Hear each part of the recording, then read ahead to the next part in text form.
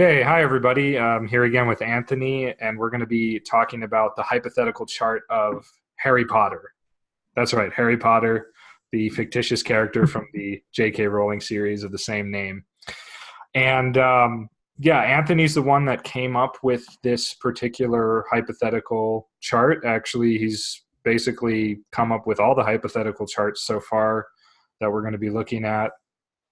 And so I definitely have him to thank for that. And, thanks again for coming on to do this series with me. Oh, thanks for inviting me.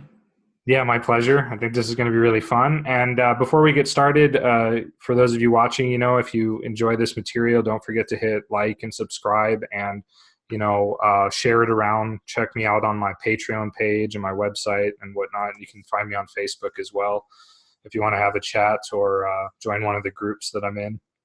Otherwise, yeah, let's get to it. I'm going to share the screen. That's not it. I think this is it. Okay. Can you see it? Yes. Okay, cool. So this is the chart without the Trans-Saturnian planets. I also have the chart with the Trans-Saturnian, so we can look at that at another point. And I don't know if you've ever used this software before, but it's a free online software, astro-seek.com. It's really good. It has a lot of good stuff. Like it even has Ferdaria periods and whatnot down here. Oh, right. So it has progressions and it even has zodiacal releasing and whatnot. So, but yeah, this is the chart that you came up with. I plugged it in right before we started making this video, and you had said that you pretty much you set the ascendant at about 25 Libra so that it would be like near Spica, right? Yeah, I would have got it a little bit closer. But yeah, that's where near Spiker. Cool. Yeah, Because so it's a highly protective star. So I was thinking if something were going to happen to Harry Potter, then cool. Spiker there would be, or Spiker would be, quite handy to have there. Yeah, I think that makes sense. Admittedly, the fixed stars are something I'm still learning more about. I'm not a master at using them, but this idea really actually helped me to better understand Spica or Spica or however you say it.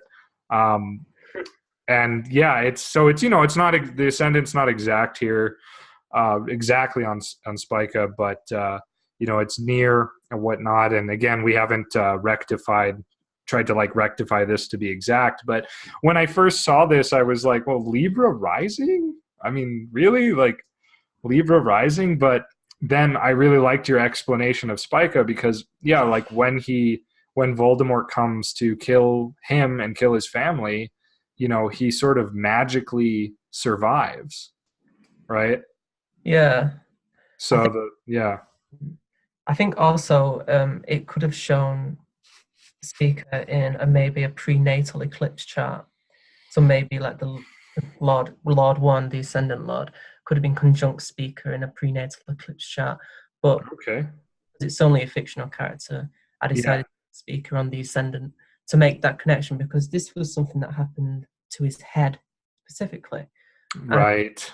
that is the Ascendant, exactly, isn't it? The head, as well as being the whole person. But That's a really excellent point. Yeah, it yeah, makes a lot of sense. And I liked too that Mars was in the whole sign first house, and I have the houses just set to Porphyry here, but whole sign first house Libra, and that again speaks to a scar on the forehead.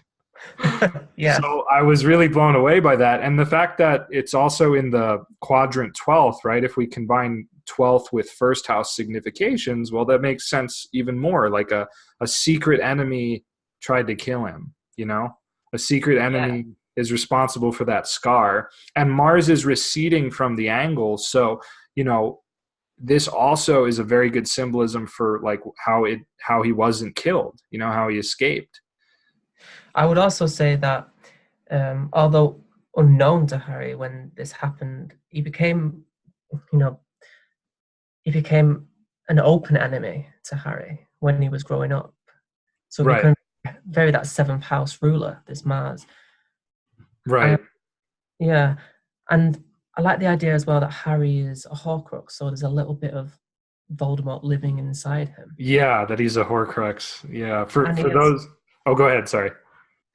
he has this ability to be able to get into Voldemort's mind, his thoughts. Hmm. And I like this idea of the 12th house, although it's the house of self undoing, it's also very a sort of unconscious, sort of psychic kind of house, which precedes the ascendant. Not precedes, but just like behind the ascendant. So Yeah, yeah, that it is a very, like you're saying, yeah, it has that psychic openness because it's like prior to us being born, which means it's prior to like that Saturnic influence of us becoming like a definite sort of mm, focal point in time and space and as like a body, mind, soul, you know? So it's like kind of this like potential, this sea of stuff. And interestingly enough, the 12th Lord Mercury squares that Mars pretty closely. You know, yeah. 7 degrees is, I think it's close enough at least. And Mars is also in the bounds of Mercury, so there's a little bit of reception happening there. So, that maybe also adds something to our story. And Voldemort himself he's a very Mercury Mars kind of figure in many respects. If you read about Mercury Mars combinations, it gives people that are like kind of can be kind of like villainous and jealous and controlling and manipulative and telling lies and maneuvering for selfish gain and thievery. It gives thieves and stuff like that. Mm, So in a sense, like this is a good representation of Lord Voldemort, at least as he influences Harry's chart. This enemy. Well, if we bring them together, right? Mars ruling the seventh and Mercury ruling the 12th, right? We've got this open/hidden enemy who is kind of the bane of Harry's existence. He is both Harry's exact opposite, right? The seventh house, but there's also, like you said, this Horcrux psychic soul connection. And for those of you who don't know, spoiler alert, so stop watching if you don't want to know.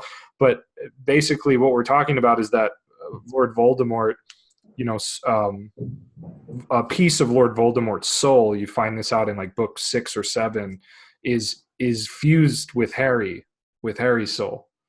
So Voldemort can't die unless Harry dies. And that's a huge piece of Harry's destiny that has to get worked out.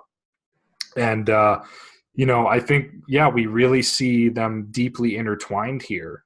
This 12th 7th thing coming together in the whole sign first house, and also having the part of the first sign first house be the 12th house itself.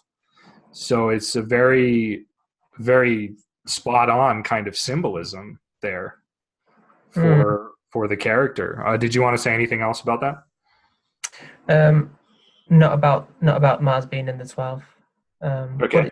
it's a good place to have your enemy, isn't it? I In suppose. the 12th, it can be. I mean, the 12th house is like a weaker position. You So don't you don't you don't want the you don't want Lord Seven in the seventh house, strong in the seventh house. yeah, right. Maybe not. And that's where Mars is. Mars is in detriment according to uh, traditional astrology. So he's not necessarily strong enough to destroy Harry, right? Any planet that's in a house is always working towards the things of that house. So, in a sense, Voldemort, as this Mars Mercury character, is inevitably working towards Harry's well being, whether he knows it or not. I mean, I think that's a theme throughout the entire series, really, is that, evil always sows the seeds of its own destruction. Yeah, that's very true. But another thing I liked about this too is that Mars in Libra is a very good symbol for Harry being the type of athlete that he was. I think being a Quidditch.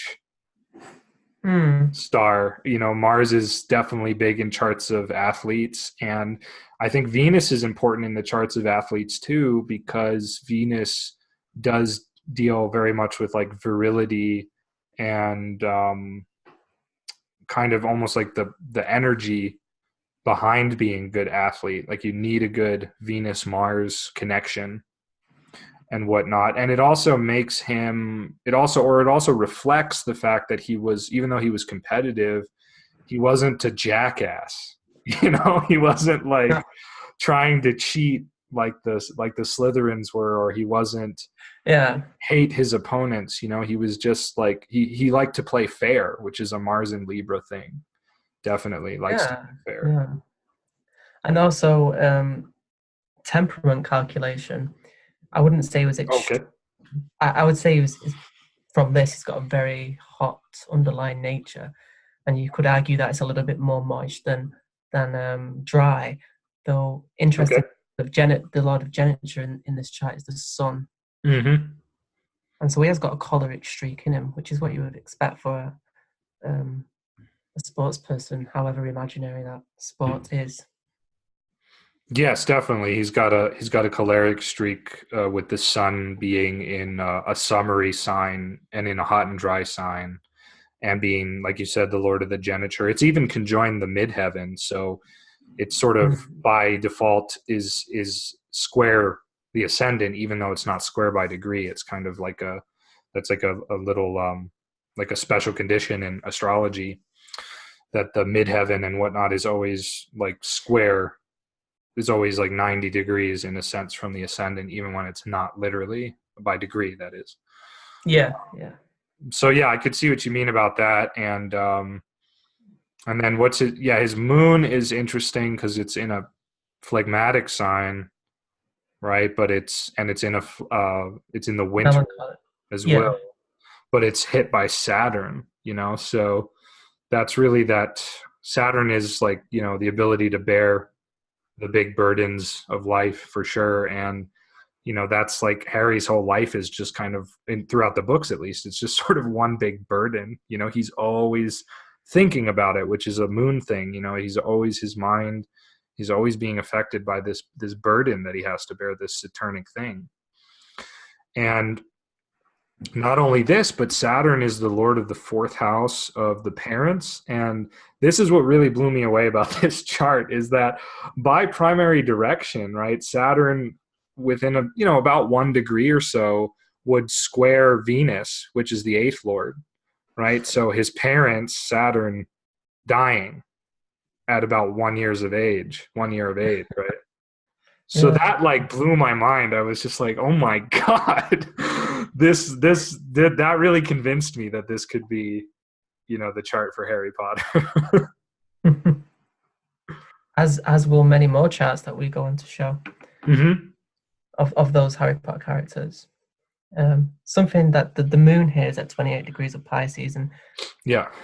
my moon is also at 28 degrees of Pisces. So Ah, okay. I know that the moon here, and I didn't rectify this for the moon to be here. Like I said, how I rectified it wasn't even a rectification at all. It was basically I needed something just to look at, and so I chose a noon time and then worked my way back from there.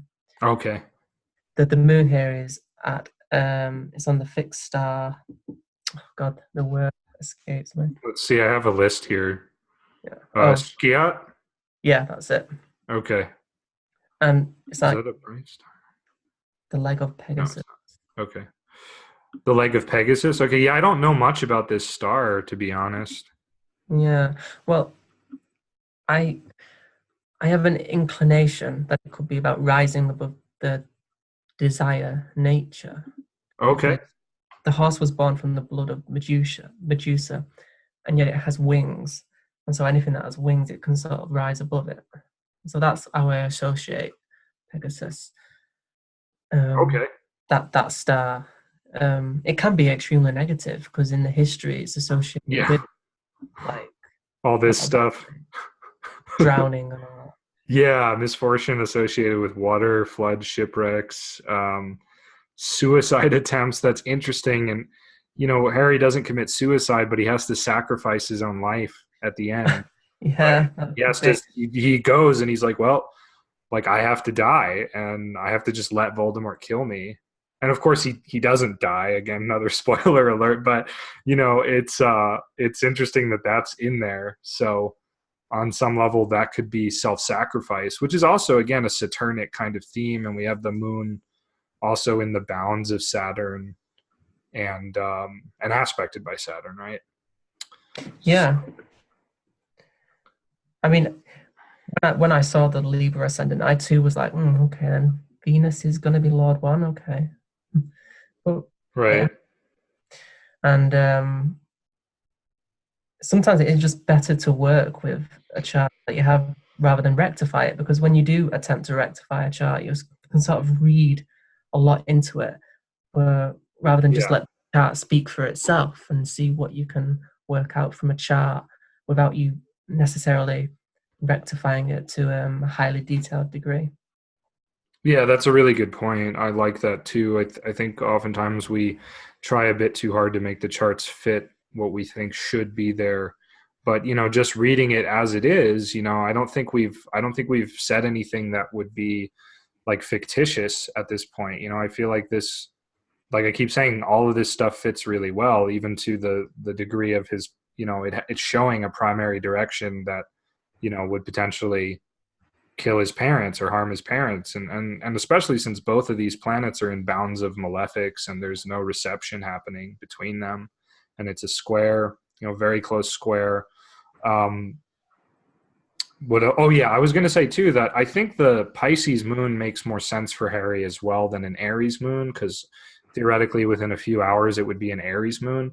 But I just feel like the Pisces moon works better, because if he had an Aries moon, I feel like he would have been a lot more Martian. I mean, as it Mm. stands, he is a bit Martian because of that Mars in Libra there in the first whole sign house. But I don't, I just don't see him as somebody that's like super, super Martian, like having this like Aries moon. Like the Pisces moon is kind of the more, it gives that more mystical side to Harry, where they're like, Yeah, there's something like sort of special about him. Um, and of course something like deeply conflicted in him and whatnot. And this stuff really comes out in the fifth book, where you know the fifth book he just has a really hard time the whole book. oh wow, yeah. I mean, putting in detention where he's writing lines and the blood Oh from is the ink that goes into the pen, and he's yeah, not is must not right. tell lies. I mean, that's cruel. Yeah, where his blood, right? Oh god, Yeah. that's brutal stuff. But yeah, I feel like, I mean, it's interesting too, because like, I don't really care for how Harry was portrayed in the films. I think that they took a lot of gusto out of him. But in the books, man, there's some moments where he's just like, I love it when he gives the Minister of Magic a bunch of shit in like the seventh book or whatever. I forget what he says, but he's just like, the guy's trying to make him figure out what the snitch has to do with that Dumbledore left him. Yeah, I remember. And I don't know, he just makes this like crack at him, like, I don't have to tell you anything. Like you reinstated Dolores Umbridge. It's something like that. He's just like, and He's that's a very, basically an adult. He's basically an adult in that book, and he's speaking his own mind. yeah, He knows what has to be done. He knows that there's no good being, quiet and soft spoken. He's the chosen one. He's got the job to do, so he's going to be direct, and he's right. going to what he really feels. I think that's how he is in number seven. He's had it. He knows what he's doing, and it's a good job he does do that. Otherwise, the Yeah, wizarding not have been might not have been saved. So right. Absolutely. So I guess, I don't know. I guess my point here is just that I think that the Mars Mercury stuff that we talked about is sort of sufficient to show that side of his character. But I don't think he needs to have the moon in Aries. I just somehow intuitively the moon in Pisces just fits to me, and I'm not doing the best job of explaining it, but I just think it makes sense. Yeah, and the moon is, well, it depends really what system you're using, but I use a very sign-based system when it comes to the phases of the moon. So Okay. I consider the moon in its melancholic phase here, its cold and dry phase. Oh, that's right. I'm sorry. Yeah, yeah. I was getting it confused with the seasons, like the sun. Yes, it would be in its melancholic phase, and it's made like triply melancholic by being in Saturn's bounds and Yeah. aspected by Saturn. And then Saturn and the moon both aspect the ascendant Lord Venus in Saturn's bounds again. So we do have this yeah, this kind of slightly melancholic theme sneaking up on us, of course. And I mean, in many respects, like it's funny, Harry's like really, he's actually a really simple guy, and his I think his strength comes through his simplicity, his virtuousness, and his bravery and his heroism. And it's like, there's kind of this theme of like where you can't help but compare him to Dumbledore throughout a lot of the books, because Dumbledore is like the most powerful wizard, and Harry's supposed to defeat like the second most powerful wizard. And so you keep thinking, well, how the hell is Harry ever going to be like Dumbledore? How is he ever going to measure up to Dumbledore? But that's not what makes Harry great, and that's what Dumbledore explains in the later series, that like Harry is great because he is um just a very like simple, direct person. He's just brave and honest and forthright, and he just does the right thing, which, especially in today's world, is something that's harder and harder to come by. So Yeah, and he's not exactly the best student. no. He excels. He excels at Quidditch and is mediocre at everything else. Yeah. I remember Well, he's good at his defense against the dark arts, isn't he? Which yeah, again is kind of a Saturnic theme, right? defense, isn't it? It's not, yeah. Defense. Yeah, Saturn. That's a really good point. I was just thinking because it's the dark arts, but yeah, that Saturn's about defense, and of course Saturn is afflicting Venus in the ninth house here, right? If we use whole sign houses, but then of course Saturn's also afflicting the ninth Lord Moon, and Mercury, the planet of learning, is in a mute sign, and not exactly the best place for Mercury in Mm. general. Um, Mercury and Venus are both Oriental, which kind of gives a bit of an impatience as well. So, this is not a chart for somebody who's necessarily going to excel academically. Yeah, I agree. But the moon there is it's a bit like a sponge. It wants to hold on to things because it's in a water sign. It will do that via the emotional and desiring nature. Oh, right, right. That's a random thought I had about trying to describe a melancholic phase moon in a water sign, and then trying to describe a melancholic phase moon in a fire sign. It's like subtle differences that I always try and do for my own benefit. I'm not quite sure Sure. how that would fit for Harry, but he holds on to a lot of things emotionally throughout the That's book. true. Yeah, he does, and he does have a waning moon. He's not very good at letting things go, and that would Yeah, make sense for an earthy moon in a water sign. That might confuse a lot of people, but I think the phase of the moon is always something to take into consideration. yeah. Oh, yeah, definitely. I agree.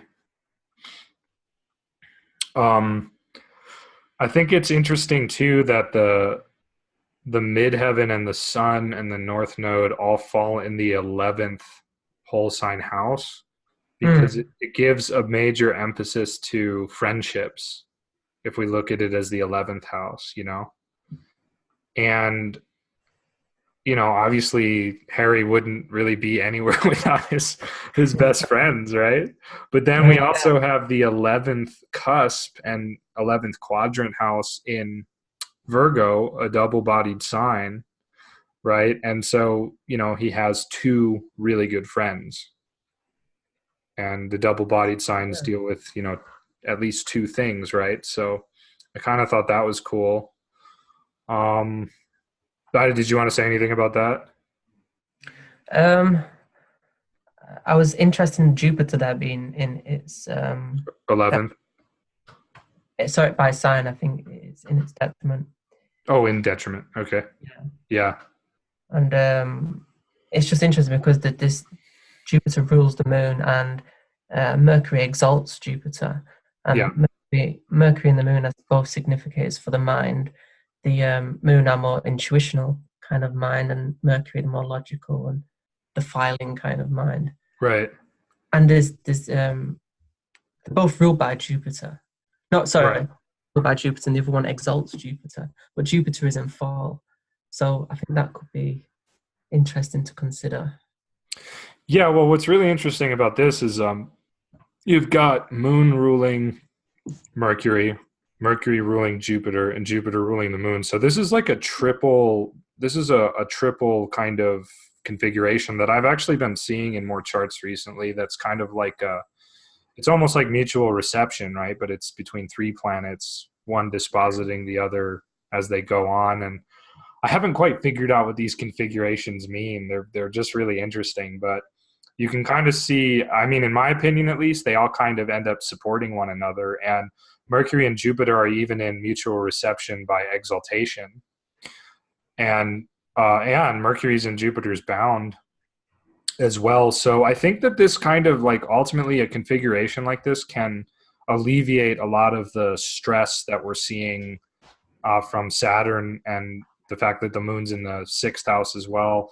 It basically, in my experience, it's almost like the person just like gets through things. Like they can just work things out and get through things even when they're really difficult and kind of a clusterfuck. And so this could actually account for Harry's like extreme amount of luck, which is also, of course, like we talked about Spica on the ascendant, but it's like this is like an extreme luck thing where like something goes wrong, but something comes up, something else comes in to alleviate it, or some teacher comes in to like at the last moment to just like cover his tracks or whatever. It's very true, yeah.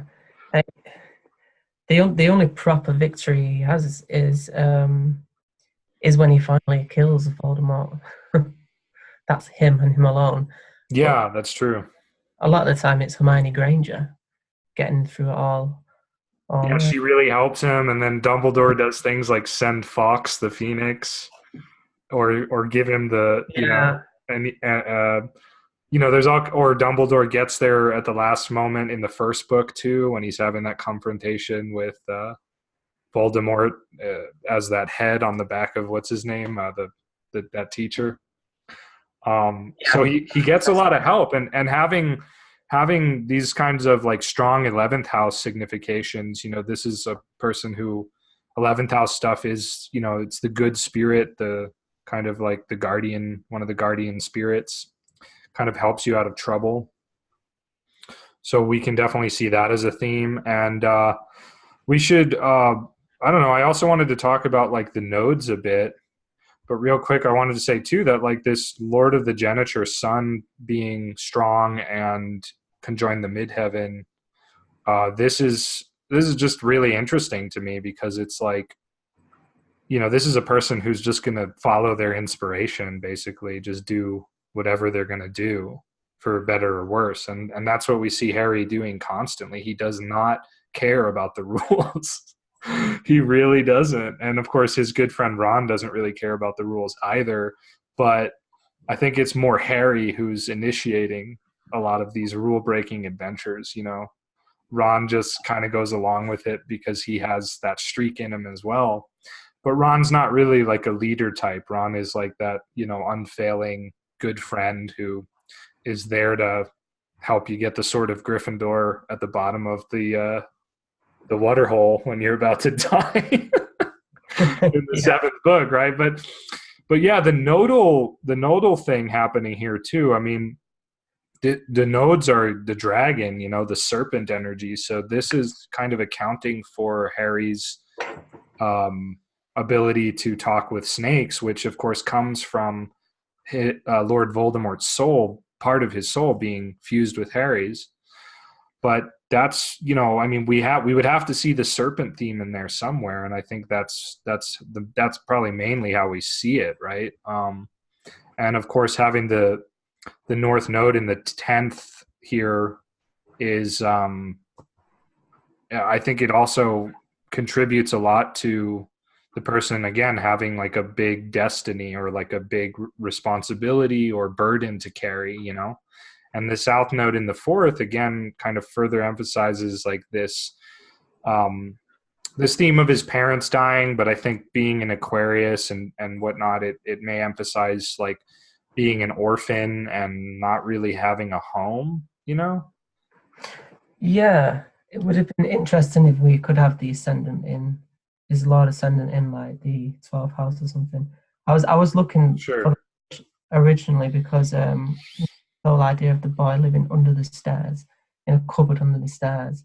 It was That's very 4th house, huh?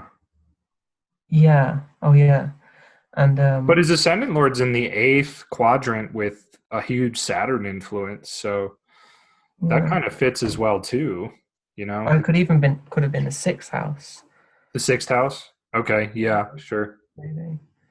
Um, but yeah, I didn't think of that. Of course, the 4th house could have very much done that. Yeah. Yeah, I think any of those watery houses, you know, they're all kind of, they have a hidden element to them. And of course the second whole sign house and the 6th also have a hidden element to them because they are in aversion to the sign ascending.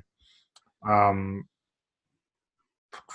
but yeah, I think that's pretty much what I wanted to say about that stuff. I also calculated the lot of the high leg earlier. Have you ever used that? I haven't used it no, but I've heard how to calculate it, though it's completely gone from my head. Yeah, that's okay. I'll explain it. It's one of the most esoteric parts, and like Bonatti talks about it as basically showing the root of the person's whole life, and that it's like symbolic of basically where everything else in the chart comes from. And that he even says like it can exist without the rest of the chart, but the rest of the chart cannot exist without it.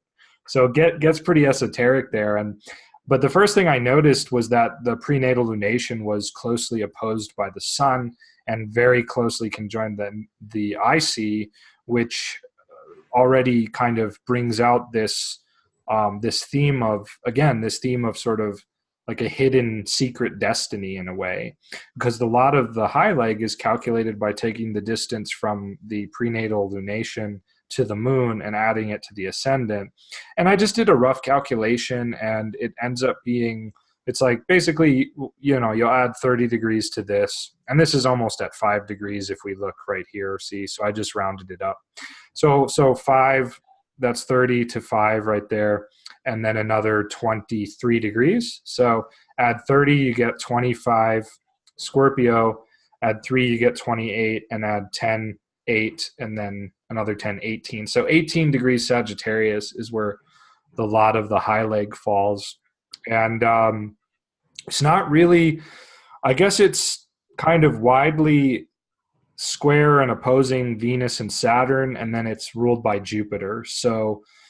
Um, so I don't know. That kind of just brings us back again to, you know, those 3 planets.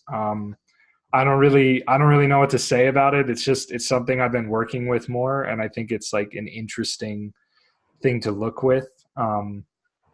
Yeah, But yeah, I don't know. I think on some level it just reinforces this theme of you know, subordination and defense and death, you know, this like self-sacrifice kind of theme. Um, and maybe Jupiter being in detriment, I don't know, that could just add to sort of the general idea that Harry was always like out of place too. I'm not really sure. I'm just kind of shooting in the dark here, but yeah. I'm just keep looking at that. Well, the moon has a lot of power over that Mercury as well. So yeah, this idea of Harry following his intuitions more than his strict logic, which sure. does make sense because a lot of the time he falls into a lot of Voldemort's traps by following his intuition or by his dreams, by what he Oh, by dreamed. his dreams, yeah, the whole dream Yeah. thing. That's true. So that Interesting. makes sense. Hmm. Cool. Well, I think, I think we could kind of go on forever here. So let's like maybe wrap it up by seeing how the trans-Saturnian planets fit in here. We've got Uranus at 21 Scorpio, Neptune at 20 Sag, and Pluto at 19 um, Libra. So Pluto is really close to the ascendant, and Neptune is really close to that lot of the high leg that I just calculated. Interesting. And then Uranus is square the nodes. Wow. So the Trans-Saturnians add quite a lot, don't they? Yeah. um, I go back to the trans. Sure. Yeah, I was just looking at the antitions of them. Oh, okay. There's actually a table for that. I think. Well, maybe it won't show it here. Okay, no, we're just gonna have to do it manually. So, yeah, the antishas would be about 10 Gemini or 10 Capricorn, Cancer, um, about 9, 8, 9 of Leo. So that's the sun. Okay, with Uranus, and then Pluto would be about 11 of this axis, right? So with Yeah, Jupiter. that would be interesting. The Sun and Wow. Uranus, and so there's Pluto at 19. So you have that about 10 Pisces. Yeah. Yeah, so that would be with Jupiter and Neptune's Antisha being about 10 Capricorn, Cancer would be square to Mars, I think, right? By a few degrees. It's maybe a little wide. I'd like to keep the orbs pretty tight for Antisha, but I could sort of see that as well. Yeah, I have no idea what to say on the outer planets, but it is interesting that Sun Uranus opposition could just mean a lot of disruption. Yeah, well, what I would say is just because or here, let me blow this one up. Yeah, I would say that, okay, like when Uranus and Pluto and Neptune, any of them are conjoined planets that can signify the person or notoriety, right? It does either, it kind of makes them famous, but it makes them famous in, well, I guess any kind of fame is like this in a sense. It's an impersonal kind of thing. It's like an impersonal destiny that the person is carrying. Like Kurt Cobain, the founder of Nirvana, the band Nirvana, right? He had like Pluto, Uranus, like conjoin the ascendant or something like that. I forget. It was He just has pretty. Uranus. He has Uranus conjunct the ascendant.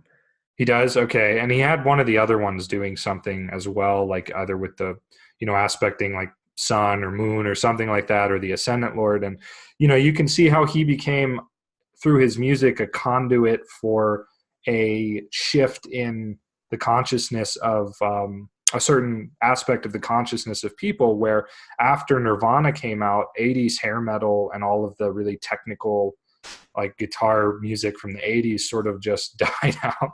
It was like after Nirvana, you had this music revolution, and then everybody was just copying Nirvana for a while. So it's not like Kurt Cobain meant to do that. That's just sort of how that's like something he was born to embody.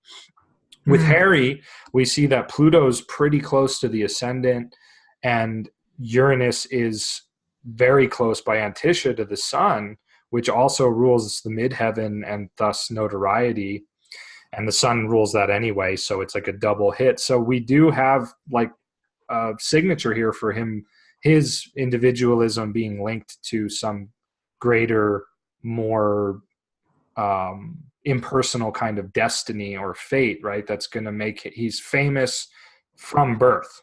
He's like really famous from birth, Yeah, you would something expect to completely see. beyond his control. And in a modern context, Dane Rudyard says that Pluto is potentially the best thing that you have to offer to the world. So in Harry's case, the best thing he has to offer is himself, which is true. I mean, that's really what Dumbledore keeps emphasizing. That's what his confrontation with Voldemort emphasizes. He's not special, but because he's not special, he is special.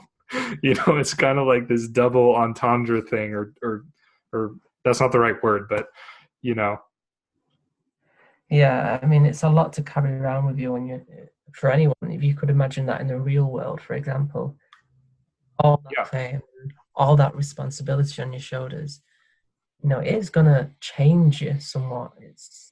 And he is a bit arrogant. Snape's right. This is one of the negative flaws of his character, I think. sure. Um, Yeah, I think that's fair to say. And maybe that's partly the Sun North Node.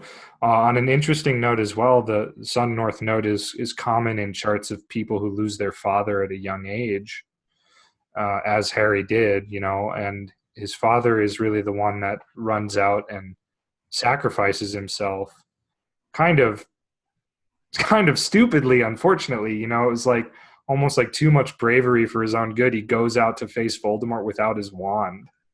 It's like, really? Oh man, what a waste. And his father was kind of Uranus with the sun for the father. It makes sense. His father was very much like a kind of a hot-headed troublemaker kind of guy.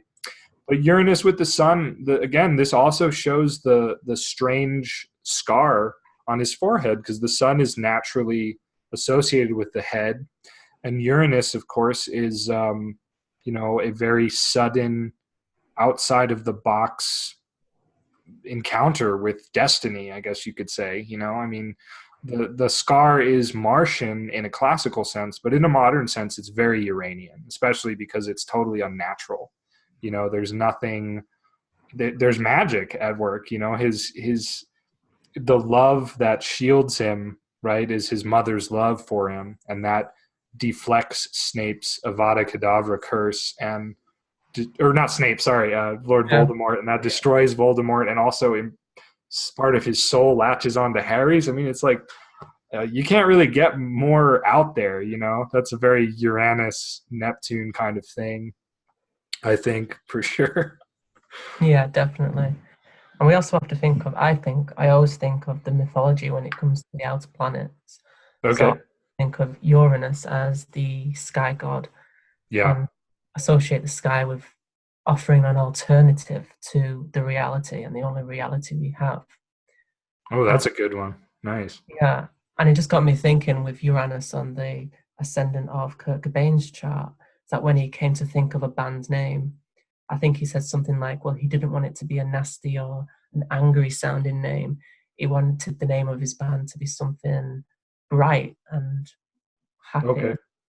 And it's interesting that Uranus is not always this disruptive principle. It's also this, I can take you out of this world and take you to, clear the sky, so to speak. Definitely. Definitely. That's cool. I like that. That's a good interpretation for sure. Yeah. I, Um, oh, go ahead. Yeah, go ahead. well, it's just I can't think how it would, by opposition to the sun. I mean, I'm trying to think how that would work by opposition. With Oh, Uranus. What? Why? Whose yeah, sun is it opposing? by antition, it opposes The sun. Harry's.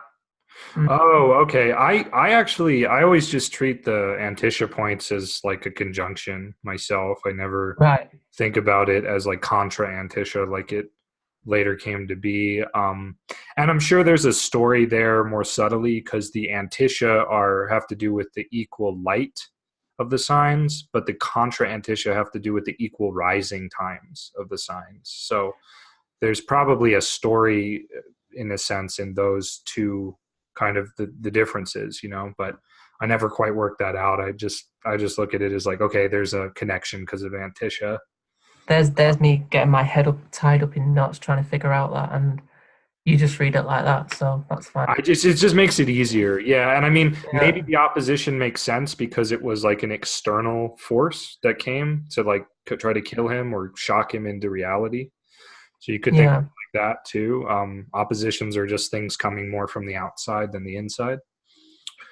Um, Uh, Neptune, I didn't realize Neptune is, yeah, fairly closely opposite the ascendant lord as well. This reminds me of the invisibility cloak. wow, yeah. You know, it's just that's what it reminds me of. Especially since it's retrograde as well. You know, it's like it's really like something hidden. You know, something that creates an illusion that's not quite what it seems, and so on. It's also a special invisibility cloak. We find out later on it's one of the three Deathly Hollows. So it's not just any invisibility cloak. It's like this really special Mm. invisibility cloak. And And it's also yeah, the three outer planets could be related to the three Deathly Hallows. So you have the Resurrection Stone, which pretends to bring people back from the dead. That could be Pluto. And then you have the Elder Wand, that could be Uranus. And Uranus definitely. then you have Neptune, which could be the cloak of invisibility, the cloak of illusion, basically. That's really cool. I was hoping we could find some significators for those. You just did it without me saying anything, so that's awesome. Yeah, that makes perfect sense. I mean, the Elder Wand is definitely Uranus, and it's great too because at the end it's like Voldemort thinks he has the Elder Wand, and then it's actually Harry's like, no, the Elder Wand is mine because I forget why. It was some like complicated thing where it's like, Something to do with Draco disarming Dumbledore and yeah, that was it. uh, It was that thing. It was like this whole like Draco disarmed Dumbledore, I disarmed Draco. So the Elder Wand really belongs to me, not to yeah. Dumbledore anymore because he lost it before he died. And we do have Uranus in the second house of possessions, right? I don't know, It's, potentially showing more of that kind of thing, like having these unique possessions, these magical special possessions that take you beyond the normal reality, like you were saying. yeah, because he does a lot of sneaking around the castle, doesn't he, Harry? I mean, he doesn't have a normal Hogwarts experience. It goes beyond Hogwarts for Harry. He's always doing things that everybody else isn't doing. Right. He's He getting definitely is. Yeah. trouble, walking around school. He's always got other things to occupy him other than the schoolwork. So Yeah. which is different to all of his other friends, except Hermione Granger, of course. Right. Right. And then I don't really know too much what to make of the Saturn square Neptune, but again, somehow all these things, Saturn, Neptune, Venus, are all coming together with the lot of the high leg and kind of reinforcing some more profound aspect of his destiny or life's purpose. And you know, being again in the second quadrant house, this could have something. This could again tell that same tale of uniting these deathly hollows or something like that, bringing them together or whatever. Or it could just also point to kind of this, um, you know, sort of profound self-sacrificial theme that is ultimately his destiny. You know, that he really does have to sacrifice himself, and that's really a Neptune theme and also a Saturn theme to a certain degree. But yeah, admittedly, I'm not tapping deeply into that symbolism at the moment. I'm kind of tempted to look at the prenatal syzygy chart, but I feel like we'll just keep running down a But rabbit hole. What do you think? Should we look at it? um, I wouldn't know. Okay, all right. We'll save it for another time if we get bored and we want to make another video on Harry's chart. We'll look at that. But otherwise, I think that I think this I don't know, this has been really fun analyzing it. So did you have any closing remarks about the chart? No, I didn't, but I realized that as we got towards the end of the video, I had a lot more to say, and yeah, Cool. At the moment, I can't think of anything more to say.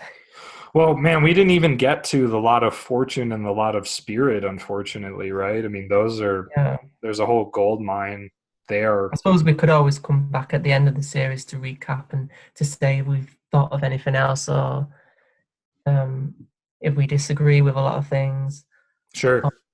or maybe even offer an alternative chart, if that's what we think. Yeah, and we could even like read from the moon, like you had talked about. We Yeah. didn't get to do that, but it's always fun to do that. And I also like to sometimes read from the lot of fortune. That'll tell you a bunch of interesting things that sometimes you don't get otherwise.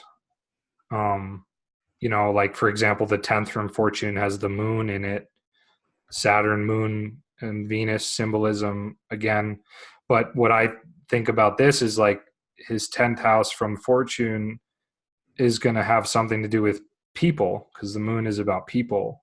So in a lot of ways, he's doing what he's doing for the greater good of the wizarding world. So that Mm. kind of comes out a bit more in his 10th house from fortune, for example. But yeah, like I said, that's another wormhole. Oh, one more thing I'll say is the ninth house from fortune has the south node in it, which again is not really great for studies, is it? Well, no, no, it wouldn't. Yeah, it's somebody who's not really. I mean, he was never really interested in studying. He loved being at the school, but he was not really interested in actually studying the stuff. So I think that's kind of. I would be interested in studying. Oh yeah, me too. I mean, geez, that all that stuff is awesome. Alrighty, so I think that yeah, that does it for this first video in the series. I think it was really fun, and my head is like really swimming with how cool this is that this actually works Yeah. fairly well. Cool. Oh, you're breaking up. Oh, I'm breaking up a bit. Okay. Yeah, I don't know if it's mine or yours. Okay, I But think I've it's had back it's now. Oh, yeah, I think it's and back. I can't wait to do that. Cool. Yeah. All right. Well, yeah, thanks for doing this series with me. And, like I said at the beginning of the video, for those of you watching, please like, subscribe, check out the various links I post in the description section. And otherwise, have fun toying around with Harry Potter's birth chart. All right. Till next time. See you, man.